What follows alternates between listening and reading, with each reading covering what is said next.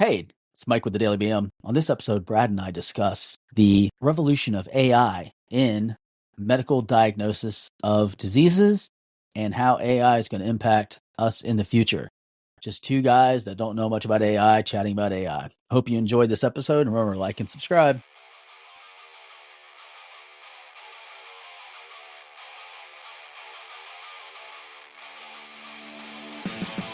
Hey, good morning, fuckers, and welcome to another day and a Tuesday at the Daily BM House, where the nuts hit the floor, and yeah, that's about it, because we're old. What you talking about? I don't know, man. Oh, ball sack. You're talking scrotum. Ball sack nuts. Hello, duh. Sorry, I got scrolled. That's such bull. I hate to say it. That is such bullshit that they say the older you get, the more longer your nuts get. Yeah. Why is that bullshit? The shorter your dick, the longer your nuts. I think it's such crap. You always hear like people going, "Oh man, the old guys in the locker room and their balls hang down to their knees." I'm like, no, they do not, dude. You know what I mean? Not that I'm like checking out old guys' balls, but you get what I'm saying. I've seen a couple when I was working out at Planet Fitness, bro. Really? Yeah, there was no shame in their swagger, and them fuckers were like drooping, man. Did you ever notice like old people, man? They like fucking like at the gym, they'll like put one leg up, just like how you see in the freaking skits where they're making fun of them. That's how I saw them. It is the truth, though. They throw one leg up, and then they're like all towel drying their ass and everything. It's like, God damn, bro. What'd you say? Seriously. Towel drying their ass? No, towel drying their ass. Towel drying their ass. They whip it around and catch the other side. And they're like, like it's dental floss between your teeth, but instead they're doing their ass crack. Yeah, it's like shit. Is it me or does the Planet Fitness when you were going? I know I haven't been there now for a couple months, but I haven't been there in a couple years. Yeah, you haven't been there forever, but did you ever notice like it smelled like old people? Yes, like old people have a distinct smell. I used to say like my grandma's house used to smell like mothballs and old stale bread. Yeah. You know what I mean? What is it with your that and the smell of plastic, because there was always plastic all over the furniture. Did you ever meet your grandparents, or were they dead? No, I've never met any of my grandparents or anything. Oh, so you never met your grandparents or nothing? Okay. Nope. Yeah, like I specifically remember going to my grandparents, man, and there was like plastic on all the couches and chairs and stuff. And then, being from Florida, when you come in there and you sweat a little bit, you stick to them and you had to peel off those things like you're opening a pack of, juicy fruit gum. Like when it gets too warm, it sticks to the inside of the aluminum foil because they always paper line it too. Well, that's how it was when you're going to grandma and grandpa's house. But that's how the gym is too. It's just like, ugh, mothballs and freaking stale bread smell in the gym. Now I just go to a gym where everybody smells like a meathead and fucking like, pure body odor everywhere, because it's like teens and freaking young dudes, and obviously they don't know the word how to antiperspirant exists at times, and you're like, Jesus Christ, dude. Mix that with the weightlifter protein farts, dude. You got a great scenario. Yeah, that's what I like about my home gym is I don't have any competition whatsoever. I just go in there, do what I need to do. The only thing I got to work on is the lighting a little bit, because it's a little dark in there. I need to lighten it up a little bit. Hey, when you're working out, let me ask you a fucked up question before we get going into today's subjects. But everybody's like, when are they going to dip into this shit? But do you ever like work out so hard or lift something so heavy that you almost shit yourself? Like no, you're straining? I haven't had that happen yet. No, never had that happen. I've heard of that happening to dudes in the gym. If I'm straining that hard, you're lifting too much. I put the weight down and drop the weight. Yeah, because I think, okay, and I could be wrong on this, because I'm not. I mean, this might be a great question for Brandon, because I'm no fitness guru by any stretch of the imagination. But I just feel like at my age, like there's a higher probability I'm going to hurt myself, or shit myself, than I'm actually going to see gains. So I'd rather just pull like 5 pounds off each side and then try again until it gets to a workable rep where I can do it multiple times, as opposed to where I'm straining so hard I might have an embolism right there on the fucking bench. When you said Gaines, I was thinking of, you got Gaines, all right, like the Gain laundry detergent from cleaning out your damn shorts. You know what I mean? It's like, damn. Yeah. Some crazy shit, man, for sure. 100%. So what you got for us today, man? I know we were going to be talking some technology since it is Tuesday. Yeah, so Tech Talk Tuesday. So we ran across an interesting article that talked about doctors using AI to diagnose Parkinson's disease, which I thought was really interesting. Okay, so elaborate on this a little Or bit. actually, I don't So, even know. I think it's more like the program itself by loading in a blood test into the by taking a blood test and loading it into the AI, it will mhm, determine whether or not you have the conditions for Parkinson's. Because the whole point is the problem is they made a good reference. Right now, our treatment process is almost like trying to close a stall door on a horse that's already left the barn. So, we're way behind, because what happens is by the time that we notice the physical issues with Parkinson's, those neurons have already died. right. So, and there's no way to fix that. So the hopes with this is by catching it blood markers earlier on using AI to assist, that you'll be able to begin treatment and slow the process down enough to where you never have the onset of Parkinson's. Therefore, theoretically, getting rid of it. So there's the pros. Now, Yeah. let's weigh out some cons here to this. Well, my con is, my first thought was like, okay, what happens if it gets like misdiagnosed? Because it can't be infallible, because nothing's infallible. So what happens if you start taking all these Parkinson's, preventatives, and you don't need them? Like, which, I mean, there's a risk with that with everything, but I'm thinking that this, when you're putting your trust in AI, which is only as good as the person who programmed it in Yeah, the that's very first beginning, and it's, I don't know, it's a little scary. Yeah, I'm curious about like what about the misdiagnosis? Because I mean, again, it's being programmed by an imperfect being. Oh my God, I sound like the Borg, but it's true. I mean, if you think about it, it is being programmed by a human being, Mm-hmm. and yes, it Yeah. does self-evolve and learn because of the way the algorithms work. But I have seen algorithms get things wrong. We've seen that just using it ourselves at times. You know what I mean? Where we're like, "Holy shit, what was this thing even thinking?" You know what I mean? But sorry about that. Yeah. I just kicked something Oh. at my desk. Yeah, that's what scares me a little bit, is like, working with AI is like sometimes it nails it. Like sometimes it's great, and sometimes it's so far out in left field that it's just completely misses the mark. So when it comes to medical, that's the one area that I'm a little bit concerned with. Well, one of the many areas, but that's probably the one I'd be a little bit most scared about in the beginning. I mean, as you move through it, the process, I think you'll be better. I think it'll get better with time, as does everything. Well, I think So that you'll see the evolution of simple surgeries first, like with yeah. AI and robotics. Yes, because the robotics in the last 15 years itself has just tremendously made a huge jump. Aren't you the one that Right. sent me the video of where they had the one company that developed the first robotic full full body robotic that was just like basically kind of like running in place kind of deal? And then they showed Yeah. its evolution over the last 12 years to where it's at Mhm. now, like doing flips and Yeah. shit and running and Yeah, doing that was somersault. the Boston Dynamics Yes, robot Boston that I Dynamics. sent you. Yes. Yeah. But it's like Yeah. that's the kind of And they stuff I got go ahead. oh, go ahead. No, go ahead. Sorry. No, you go. Well, I was gonna say, that was the mechanical portion of it that Boston Dynamics was working on, but now they're integrating that with artificial intelligence, so that way the robots can use adaptive learning to overcome obstacles and how to pick things up. Because the biggest problem that they had was, how do you program, all the different things into the robot for all the different circumstances? So, like picking up, an egg versus picking up a rock. Like, you have to have different strengths when you do that. Like, you could squeeze a rock a lot harder than you can an egg. But through artificial intelligence, they can load all this information in really quickly, and it can adapt and learn based on previous experiences. So that's pretty wild. Sarah Connor.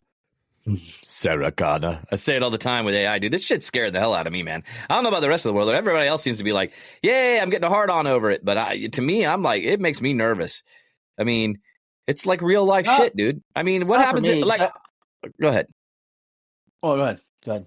I was just gonna say, and we've talked about this before in the past, but what scares me about it is all things become intelligent. You know what I mean? To a degree, right?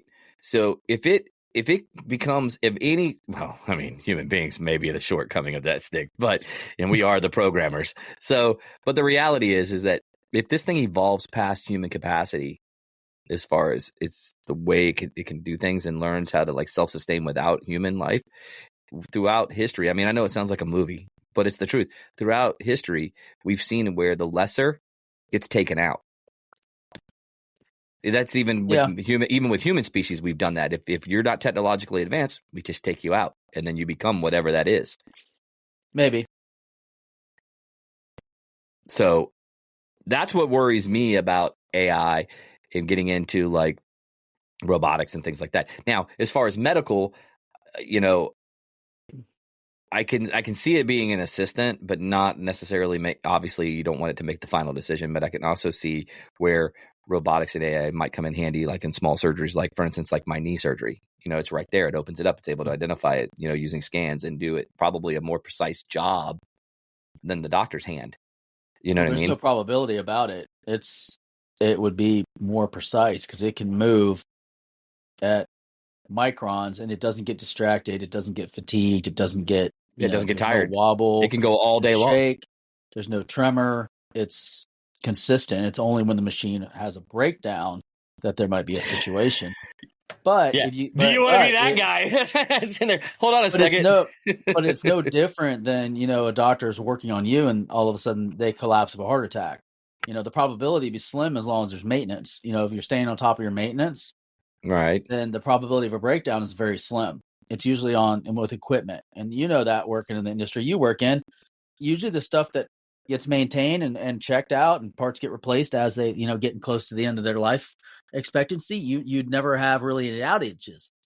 Very rarely do you have like something that fails. It's mostly stuff that's been neglected in maintenance. I'm not saying it's impossible. I'm just saying it's minimized. Well, what you're starting to see, I agree with you on that one, because what you're starting to see, especially in like industrial automation and things of that nature, is you're starting to see systems that tell you that the other system is having a failure.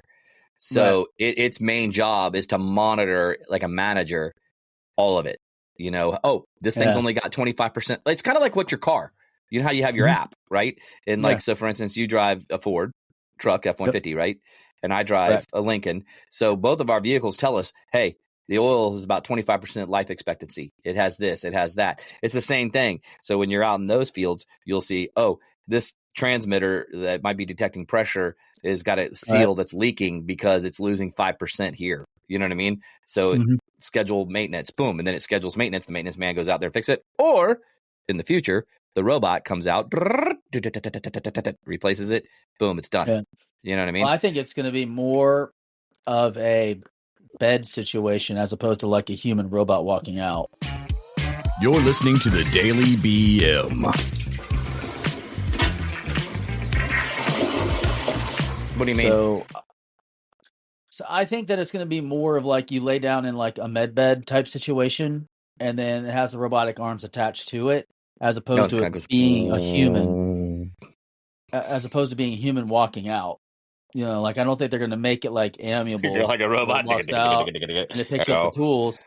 I think it's just going to literally be a bed that has a different tool attachments to it because, and the tools can be much, much smaller and much, much finer because it doesn't have to make as big of a hole. Like, for instance, like in the past, you would have to like open somebody up completely to do surgery. Now, through this invention of the small cameras, and I don't remember the what's that called? Yeah, there's another name for it though. I think it's laparoscopic, but I'm not sure.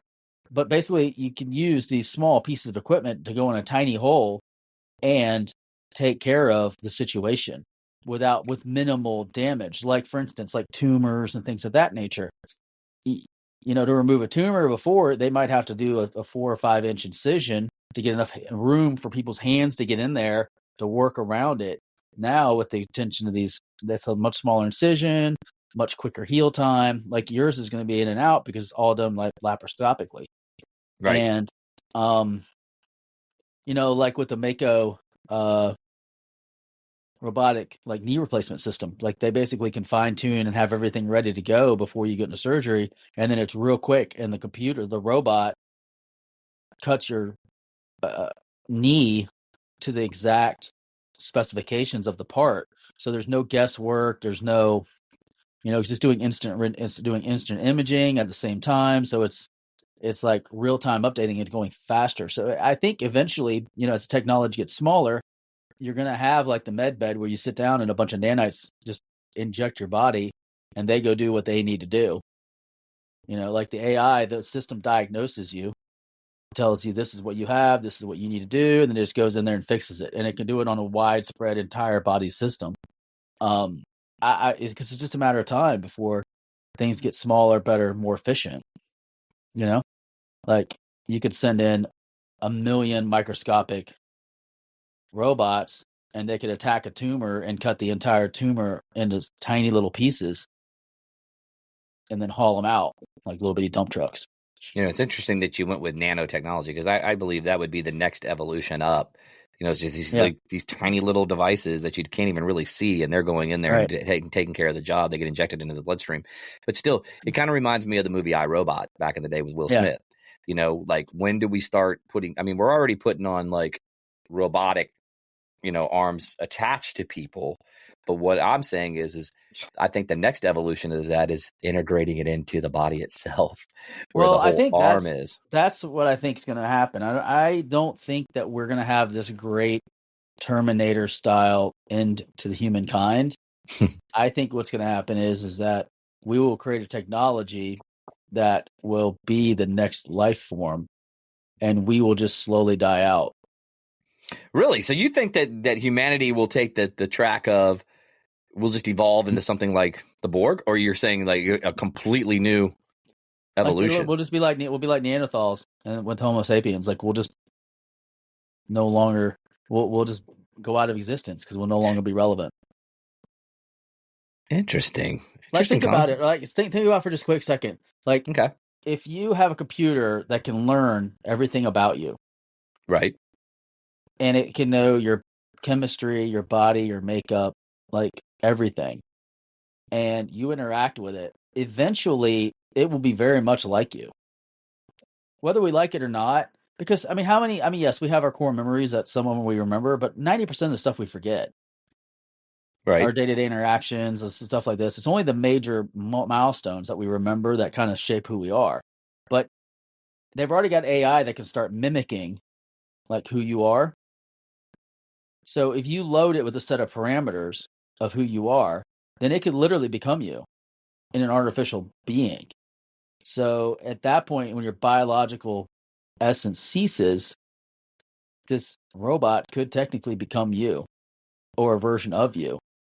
Does that make sense?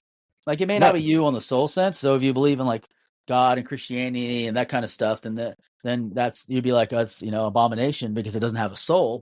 But if you believe that we're biological beings, and then when we die, and the energy just gets returned back to the earth type situation, and then it just gets played forward into this cybernetic being that has all of your knowledge, all of your experiences, and there's a point where we can integrate. Okay, let me back this up. Right now, we're already uploading so much information and data to like Facebook and Instagram about our daily lives and how we interact and how we deal with situations. Right. So if you get something that's smart enough that can process all that data, it could construct you relatively well based on all the data points it has. That's my opinion on that. Like I think that you could take like somebody's journals, entries, you could take somebody's expressions on video and camera and how they interact, and would it be your exact same person, like your deepest darkest self that you don't share with nobody? Probably not, but to the outside world it would be you, because it could mimic you, it could act just like you, be what it reminds like me AI of? chat that's doing it, that's starting to do it now, where you can load in all your information and then it can learn how you talk and interact, and it can chat with people like you talk. You know what it reminds me of, dude? When you were just saying that, the Arnold Schwarzenegger movie, The Sixth Day. Mhm. Do you remember that, where they were talking about they were doing human cloning, and they were basically putting imprints. They were taking the brain imprint and putting it on the new brain, and then that was you, and you knew it was you. You just had a new body. Yeah. I mean, it goes against everything that Christianity says. But is your soul stored in your brain, or is it stored in the shell of your body? See, where I think like your brain is where that shell would be. Like, so your whole presence is up here. I mean, we don't know anything really. We only know less than 26%. Wait, we use less than how much of our brain? That's a misnomer. I think we use all of our brain. Every single piece of our brain. Yeah. Okay. So that being said, this supercomputer that we have up here, you know what I'm saying? Who's to say the soul doesn't reside in there? Just like, a computer's brain is the CPU. I mean, you have the video card and you have all that stuff, but that's just the shell that makes it all come together. You know what I mean? Mm-hmm. So I've always wondered, like considering with that, if we were able to clone into another human body and put our brain imprint into that, that's basically transferring the soul of the brain to that brain. Yeah. What's the difference? As long as you knew it was you and you're you. I mean, does it really matter what shell you're in? That's what I'm saying. That's what I think. I mean, I think eventually it'll be like Transcendence, like the movie Transcendence with Johnny Depp. I think there will become a time where, like, all right, for instance, here's another example. We start getting better at fixing our biological bodies through cybernetics and or replacement. Mm-hmm. If a part fails and you go get it replaced with a new part, how many parts need to be replaced before you are no longer you? I don't think that I think it's irrelevant. Yeah. Because like I just said, it's your brain. If they're able to make a supercomputer that can hold all of your thoughts and stuff like that and a way to interface your information, then next thing you know, you could be an entire cybernetic organism, like no longer biological, and still be you. Right. So I don't think it's going to be like, but I don't think it's going to be like the machines rising up against us. I think it's going to be a slow transition. Just how we went from, riding horses to riding bikes to riding cars, horse and buggy planes. To cars, to planes, to spaceships, and everything else. Like it wasn't like all the horses died as soon as we switched to cars. We just stopped using them for transportation mostly. Yep. I mean, now we use them for recreational. Some people still ride them, but it's more of a recreational thing as opposed to a mass thing. I mean, that's a need for something to get to to aid humanity. Yes, correct. The telegraph. Like, how often do you send a telegraph this day and age? I still have mine. What are you talking about? Yeah, the technology still exists, but we don't use it because something better came along. So, I mean, I think that's the way the process is going to work. And I think going back to the medical thing with AI, I think what is amazing is, the biggest problem I have right now, but I think the biggest problem right now with medical, I'm saying fuck you, situation Mike, in a telegraph. I know. The biggest thing that I see right now is that, it takes like 8 years for a doctor to become a doctor. And then they really have to start their learning through their individual specialized practices. But now if you incorporate this global AI that takes all of the information from all of the cases all over the world, and it has instantaneous access, and it can sort through that data and say, oh, look, there's a high correlation. You've got X, Y, Z symptoms. You more than likely have this, with a high % of accuracy, because it has, billions of samples as opposed to just, hundreds. It can quickly diagnose situations much quicker than I think a doctor could.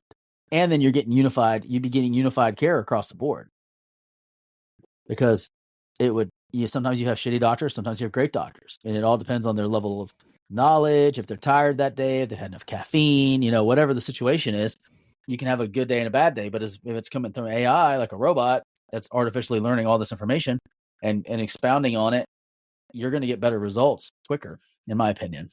Well, before we cut out here, I'll just say one last statement. Yeah. And that is, the insurance companies are smiling, going, man, our premiums are going up. They'll find a way to raise them, dude. They'll find a way. Come on, that's a business. They'll find a way. I think eventually, I have a high hope from humanity that I think we'll end real quick on this.